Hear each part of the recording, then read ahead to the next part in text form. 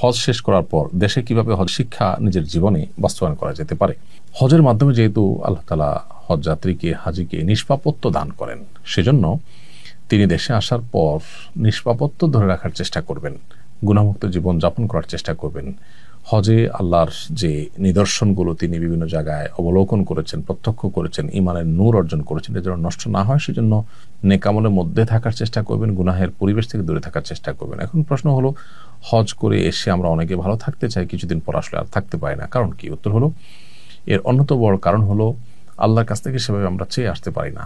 চেয়ে যদি আসি যে আল্লাহ আমাকে তওবা নাসুহা করার তৌফিক দেন, মৃত্যু পর্যন্ত এই মানসিকতা রেখে ধরে রাখার তৌফিক দান করেন, সেভাবে দোয়া করে আসলে আল্লাহ তাআলা আশা করা যায় আমাদেরকে তৌফিক দিবেন। তাছাড়া দেশে আসার পর আমরা গুনাহের পরিবেশে, খারাপ পরিবেশের দ্বারা আবার আমরা প্রভাবিত হয়ে যাই।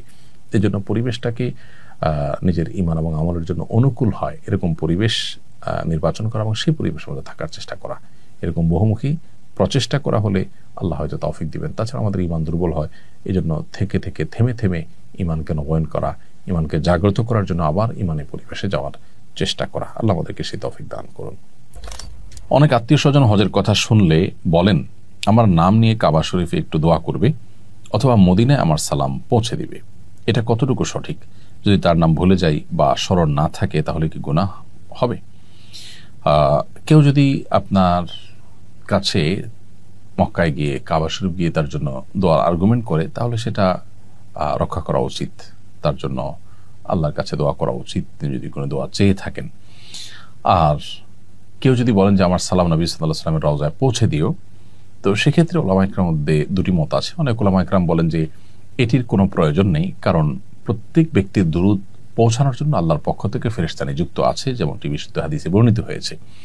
অতএব যেখানে আমরা পৃথিবীর যে কোনো প্রান্তে দুরূদ পড়লে, সালাম পেশ করলে সাথে সাথে আল্লাহ তাআলার স্বয়ংক্রিয় সিস্টেমে সেটা নোট হয়ে যায় ফেরেশতার কাছে, এবং ফেরেশতা সেটা নবী সাল্লাল্লাহু আলাইহি ওয়াসাল্লামের কাছে পেশ করেন, একেবারে নাম উল্লেখ করে যে হে আল্লাহর রাসূল, আপনার প্রতি অমুক জায়গা থেকে অমুকের ছিল, অমুক সালাম পেশ করেছেন, দুরূদ পেশ করেছেন। তাহলে সেখানে মানুষকে দিয়ে আবার সালাম পাঠানোর কোনো প্রয়োজন নেই।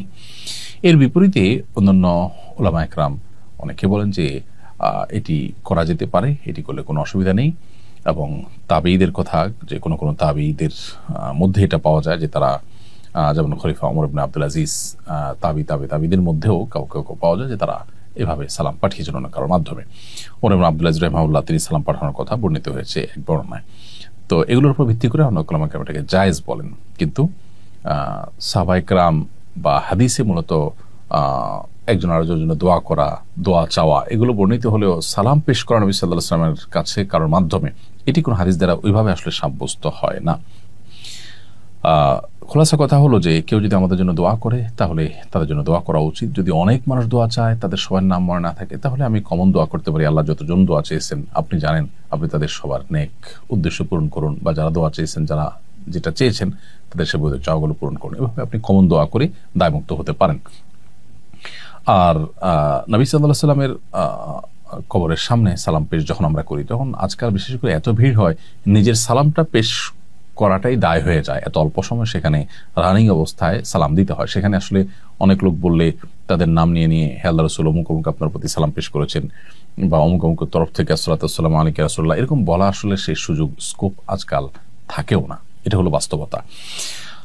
অতএব দোয়ার ক্ষেত্রে আমরা যেমন কমন দোয়া করতে পারি তাদের জন্য, আবার সেই সাথে তাদের নামের নোট নিয়ে নিতে পারি, যে কারা কারা দোয়া চেয়েছেন তাদের নামগুলো ধরে ধরে নোট দেখে আমরা তাদের জন্য আল্লাহর ঘরে বা বাইতুল্লাহ গিয়ে দোয়া করতে পারি। সেটা আরো ভালো, কারণ অন্যের জন্য যখন দোয়া করা হয় তখন আল্লাহর